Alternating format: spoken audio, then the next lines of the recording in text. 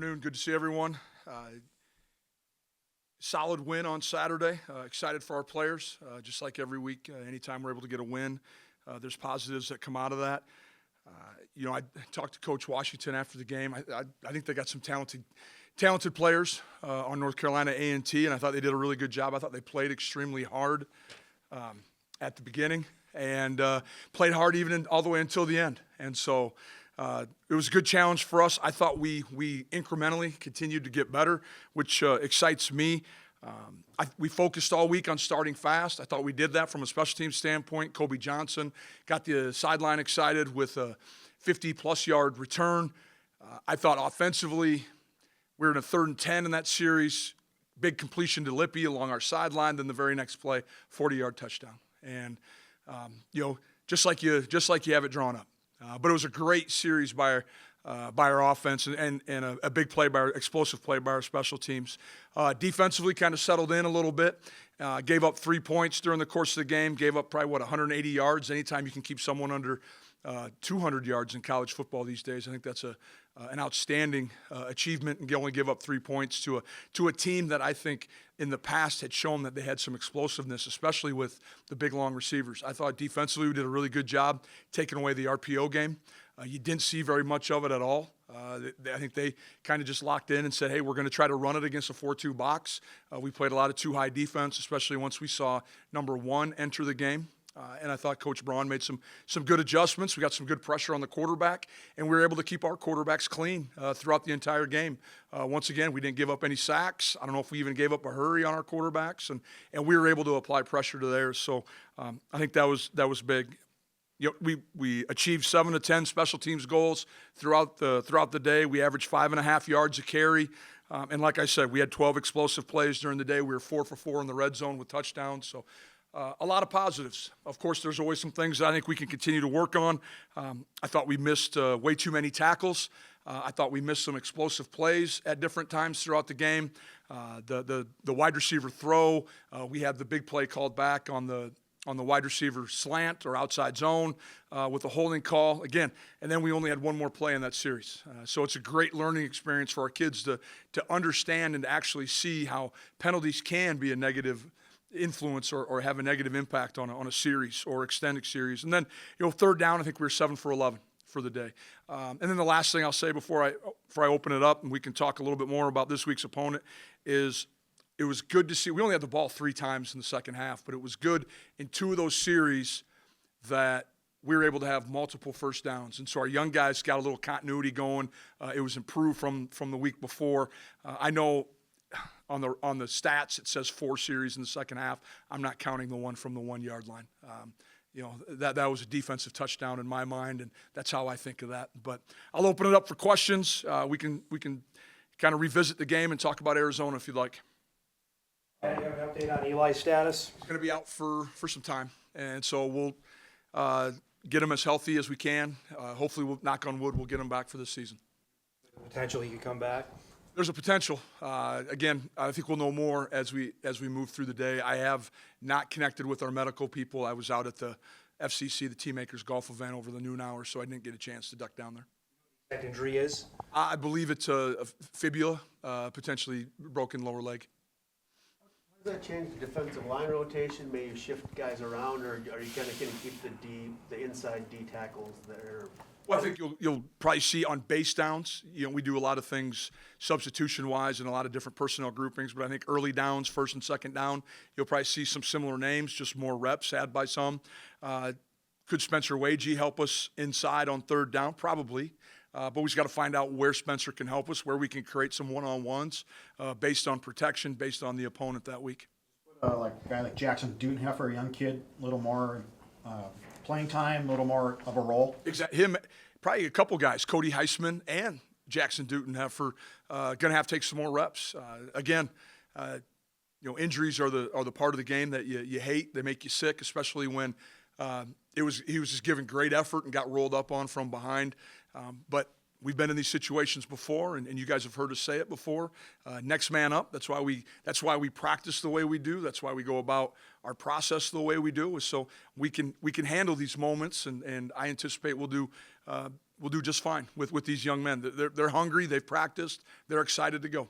Similar mechanism as to what happened to Gindorf in the last A year. little bit, yeah, in the playoffs. Very similar. Yep, and Babbage the year before.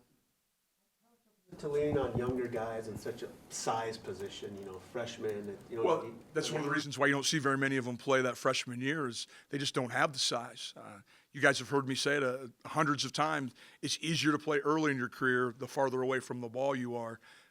It's tough, but, Jackson Dutenheffer was probably a little bit ahead of the curve coming out of Mandan High School. Big physical kid, very strong already. And, this last year and a half have been really good for him. Cody Heisman, state champion wrestler, big time, track and field guy. So these guys didn't come in, the 220, 230. These guys were already 240, 250 when they showed up on campus.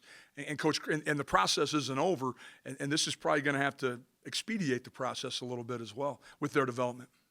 Arizona would probably be pretty easy for any player to look ahead to. How pleased have you been with how you guys have handled the first couple weeks of the season, against Drake and A&T?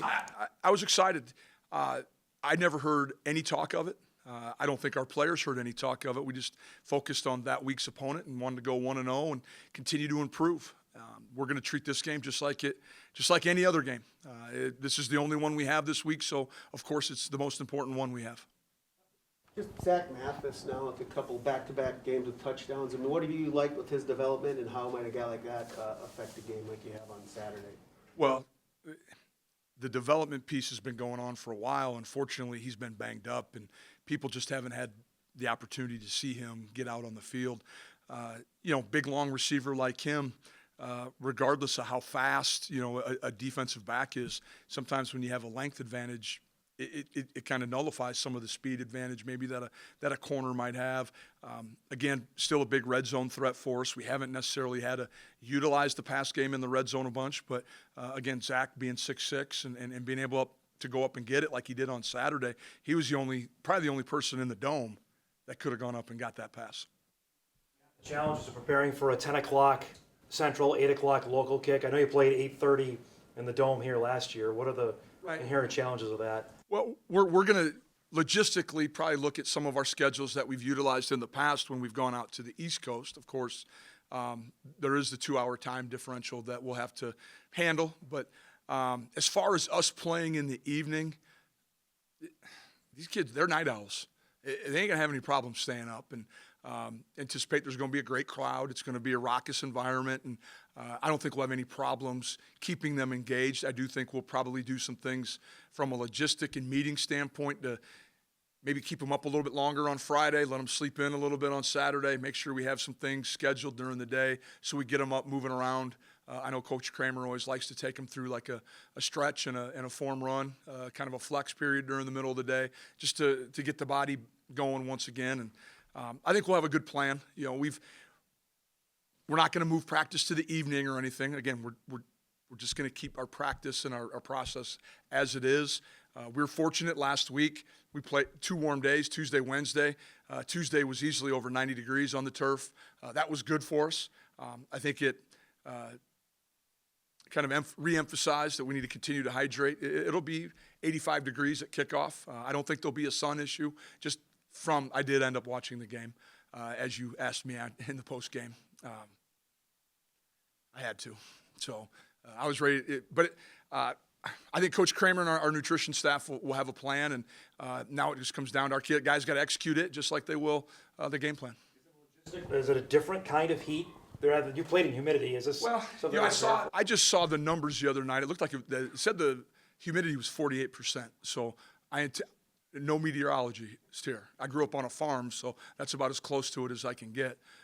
But I don't. That doesn't seem real high as far as humidity. But again, different week, different day. It could look completely different. What did you see when you watched the game on Saturday night? I saw some talented skill kids offensively. I saw a team that was willing to snap the ball with 20, 25 seconds left on the play clock, a quarterback that can continue to extend plays. I mean, he avoids pressure to pressure. We're going to have to do an unbelievable job of tackling, of maintaining the cup, maintaining appropriate leverage. And we got to find a way to try to slow them down a little bit. If you can get them off schedule, they seem to slow down.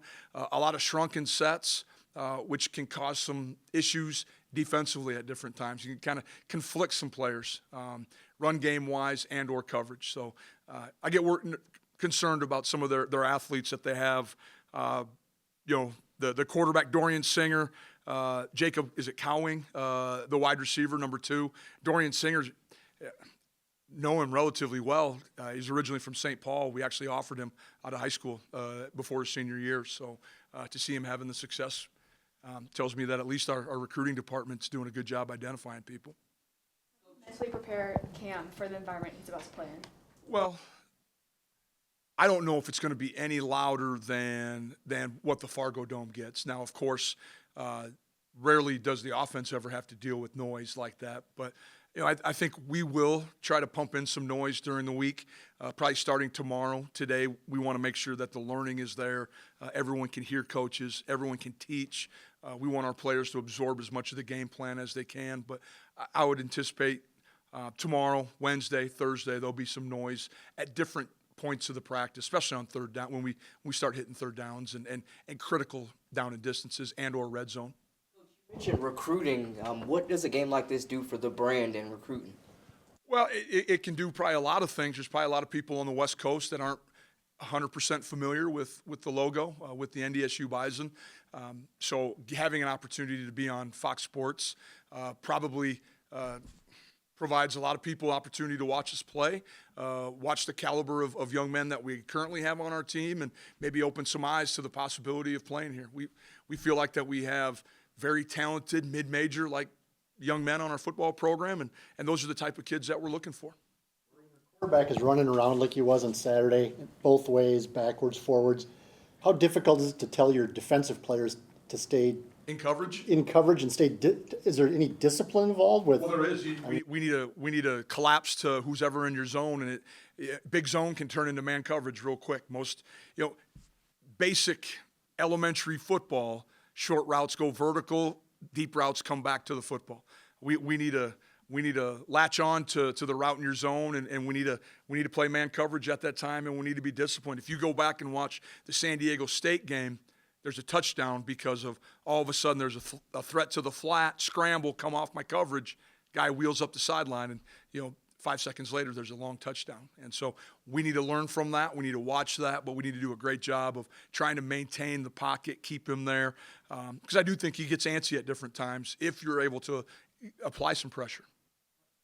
Hasn't had to do much throwing the ball in these first 2 games. I mean, what do you like what he's done in the first 2 games, and how do you feel he's performing heading into this game Saturday? I like where Cam's at. I'm a Cam Miller fan. I think he continues to evolve. I think he's efficient with the football. There's probably, I can think of 2 or 3 plays that I wish we had back, and I'm sure there's same plays that he wishes he had back. And so I'm not saying anything that Cam wouldn't say if he were here today. His leadership, his preparation is as good as it's ever been. He's deserved opportunities like this. That's part of the reason why a lot of these players, want to come play at NDSU. They want to have opportunities to go play Power 5 teams. And I know as the landscape of college football changes daily, it gets harder and harder for us to find those games. So this is an exciting opportunity. We don't have one player on our football team that's ever experienced this, going somewhere in front of 50, 60,000 fans. A couple years ago, we had a number of guys get to play in the Target field down at Minneapolis, and that's probably the biggest crowd that a lot of them have played in front of. Field goal kicking department. Just not consistent enough. Would like to see more consistency. We need to get more elevation on the football on our PATs off the foot, and would like, and this is all place kicking duties I'm talking about right now, Jeff, and just more consistency. But that starts on Monday. I want to see more consistency, and so I don't know if we've necessarily identified who our go-to guy is, and that's frustrating because we just haven't. I think we've had ample opportunities, but we need to get that locked down soon. 2 kickers down there? We will. We'll bring more than normal. This our administration's allowed us to bring whatever we need for the game. We won't bring everybody, but definitely more than what we would have on a conference game. Kids like Cowing and McMillan and Singer, do your secondary and does your defense see players that at that level that talent in FCS or in the Valley? Oh, I think we do. Maybe not collectively as many, but I think every team in our league has a guy or two. I think you could go back a couple years ago. I bet you and I had a wide receiver core that might be just when was it Fontaine was playing for him. They had a couple other kids. The big long kid from St. Michael's Albertville was playing for him. So I think we do see some really talented young men in our league. Maybe not the depth that you see right now with Arizona, but there's some really good skill kids in the Missouri Valley. Well, defensively. Well, yeah, I think I think they get to the football. I think they pursue really well. I think you have to really pay attention to number 1 and number 31. I think those are the trigger guys as far as getting pressure on the quarterback, getting into some odd front structure, double eagle, Okie, playing 2-4 eyes, trying to play back into. I'm sure they're going to play back into blocks, trying to some of our gap scheme stuff that we've shown. We have to be able to break some tackles. We got to take what they give us on the perimeter. What you saw Saturday night's probably completely different than what you're going to see on next Saturday night, just due to the differences in offense. I don't know if I saw maybe 11 personnel was probably about as heavy as it got for Mississippi State. We're going to run, as you guys know, we're going to have 20 different personnel groupings that are going to on and off the field, as fast as we can. Plays to your advantage a little bit with the spread look that they just saw, and frankly, the spread look that they're probably recruiting to defend in the Pac-12. Probably a little bit. I'm sure some of their kids weren't recruited to. I'm sure the selling point wasn't, hey, you get to come here and spill power. You're going to come here and get a rushed quarterback. Defensive end is one of the sexiest positions in NFL, college football. You get stats at those positions. So I'm sure that's the selling point. We talk the same language to our guys. When we're recruiting Kelton McCaslin, we're talking about Kyle O'Manuel. We're talking about previous guys who've come here and had unbelievable careers and racked up some gaudy numbers. So I'm sure they're doing it the same way. FCS versus FBS, especially this year, any perceived gap just keeps getting smaller and smaller between the two. Kind of what does it mean for you to be going into a game against an FBS opponent? It's exciting. It's kind of similar to the earlier question. It's great for our university. It's great for our football program. It's great exposure for our players and the hard work and just what this program represents. There's been a great tradition here, and I know our young men, they understand it. That's why we bring so many former players back in. And I know our guys, one thing I can guarantee is we're going to play hard. And it starts there, and that's the first thing I'm going to challenge our guys with today at our team meeting. The transfer portal hard in the offseason. You don't. Do you turn away guys? We have a lot. I don't know if I say it, turn away is probably a little harsh. We have a lot of people inquire, but there's a lot of factors that have to the right place, the right time, and so. We've taken a few, maybe half dozens total so far through the process.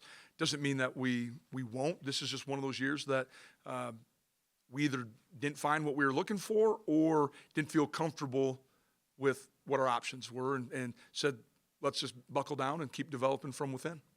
How do you place a game like this within your goals for the year? Like, you could lose on Saturday by 30 and still win the Valley and still go on to do all of those things. But where do you place a game like this in your season as a whole? I don't think we really have as a senior group. I have a meeting with them before we start fall camp. It really wasn't. This game wasn't identified individually. It was season goals. It was conference championship was still the priority. This is part of the process of getting there. This is going to be an unbelievable test for us.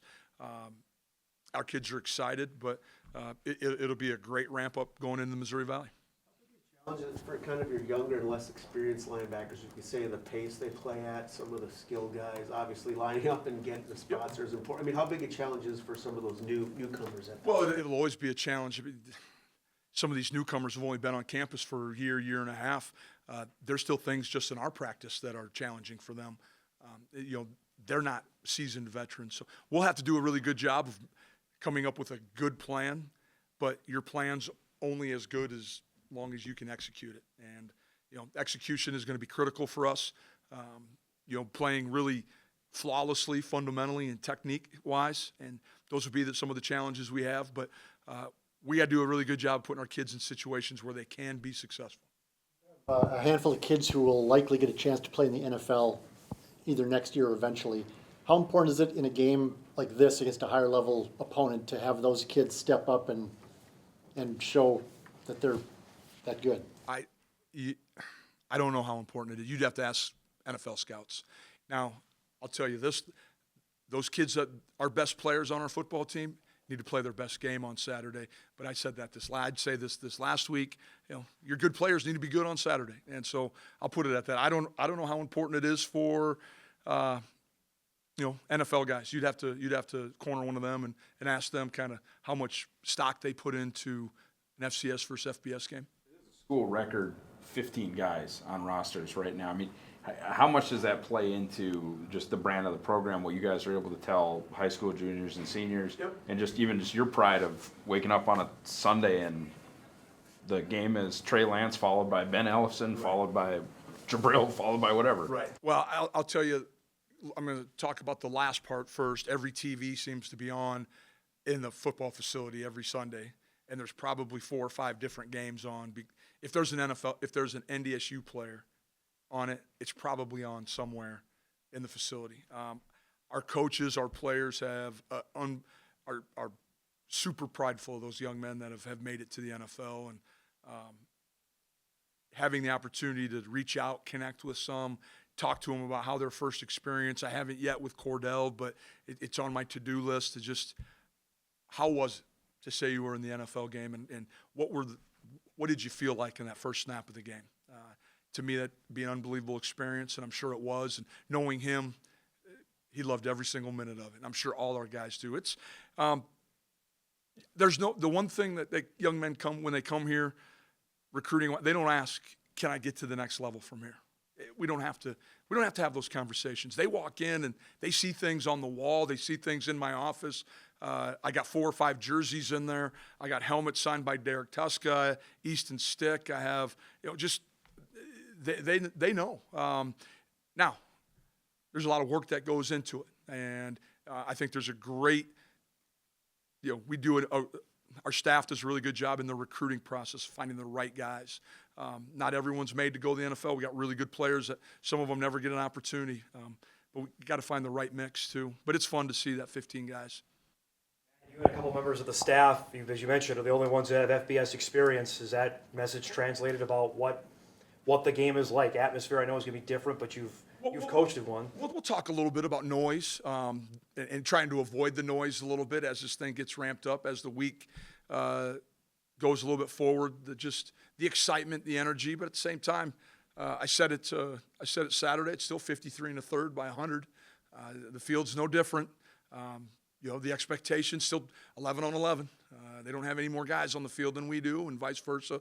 But we just got to make sure that we're doing what we need to do to be successful and play our brand of football. And we need to continue to run the football effectively. We got to be really good on third down, and we got to find ways to create some extra possessions a time or two during the course of the game.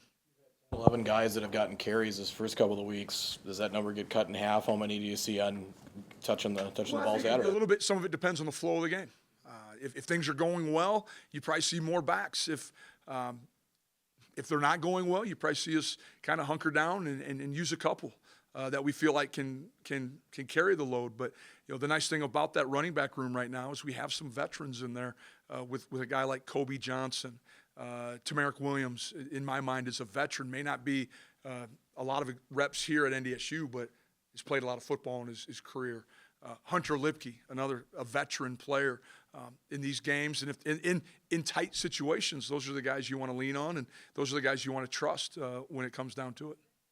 Is it prepping for a game here where you probably don't anticipate being able to play 75 guys?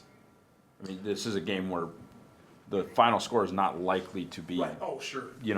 No. Probably very similar to conference, where you go into it, and a conference you get to travel 64, and you might play 45.